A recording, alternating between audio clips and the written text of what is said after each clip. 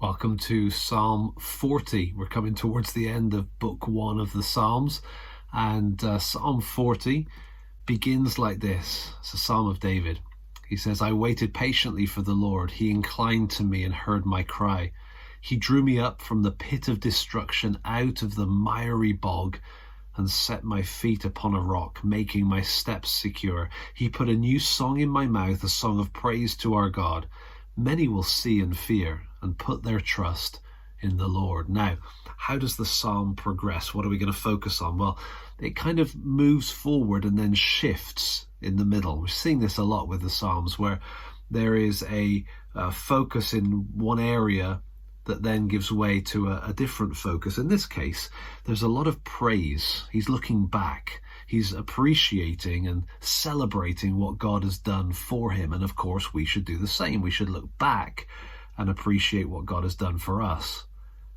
Ultimately, he's also going to look forward and anticipate what God's going to do for him. And that backwards and forwards look gives him confidence in the difficult present. Same thing is true for us. We look back to the first coming of Christ and all that he did for us. We look forward to his next coming and all that holds in the future. And therefore, those two anchor points in history, past and future, give us confidence in the present. What we have really as this psalm progresses is praise leading on to prayer. Okay, so praising God, which leads on to praying to God. Think about the implications in a moment, but here's what he says, verse 10, I have not hidden your deliverance within my heart. I have spoken of your faithfulness and your salvation. I have not concealed your steadfast love and your faithfulness from the great congregation. Notice, we've seen this before, but steadfast love and faithfulness together are reinforcing of a very strong concept. God is loyally loving us in a loyal way. As for you, O Lord, you will not restrain your mercy from me. Your steadfast love and your faithfulness will ever preserve me. There it is again.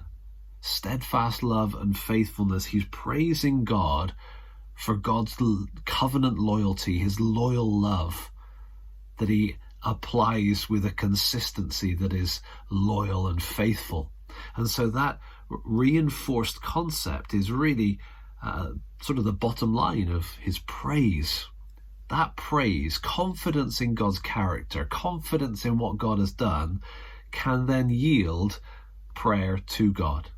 He goes on to talk about his circumstance. Evils have encompassed me beyond number. My iniquities have overtaken me, and I cannot see. They are more than the hairs of my head. My heart fails me. Be pleased, O Lord, to deliver me. O Lord, make haste to help me. Where does that be pleased kind of language come from? Well, it comes from the character of God. It's not twisting the arm of a nasty tyrant to try and come to our God in prayer. We're coming to a God who is a God of steadfast love and faithfulness. And so it is our praise of who he is that can lead us to pray for what we need. And so from verse 12 down to the end of the psalm, verse 17, David is praying specifically in reference to his circumstances. He's asking God to step in.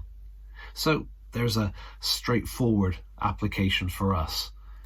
Ponder the goodness of God in the past as demonstrated in what he's done through Jesus. See his steadfast love and his faithfulness in the past, anticipated in the future, and therefore pray for the present.